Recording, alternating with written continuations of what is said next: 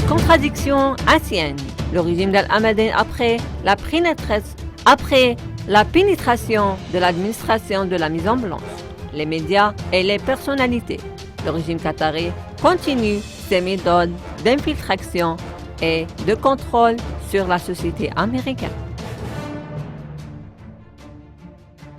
Le magazine américain The Washington Diplomat, l'équipe DK United et la société Long and State ont organisé une fête à Washington pour célébrer la liberté de la presse. Les participants découvrent que le gouvernement qatari est un sponsor clé de cet événement au plan politique. De leur pays sont de l'approche des responsables de l'administration américaine et la recherche d'un rôle régional pour leur régime. La journaliste Lia Koftan a déclaré dans un article que Qatar est un pays sans presse libre. Organise une soirée à Washington pour célébrer à la liberté de la presse. Un pays où la presse n'est jamais approché des limites de la crédibilité et de la liberté.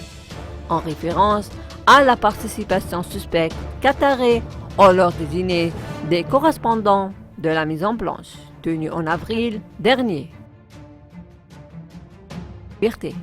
En référence à la participation suspecte qatari lors du dîner des correspondants de la Maison Blanche, tenu en avril dernier.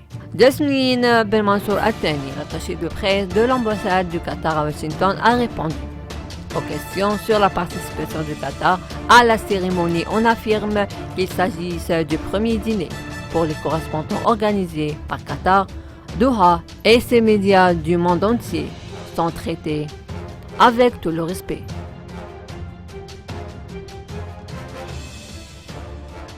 Al-Hamadine continue de faire l'appel au gouvernement américain de toutes les manières pour obtenir de sa satisfaction et ne tient aucun compte de la politique provocatrice et conspiratrice du Qatar et de son soutien continu aux terroristes.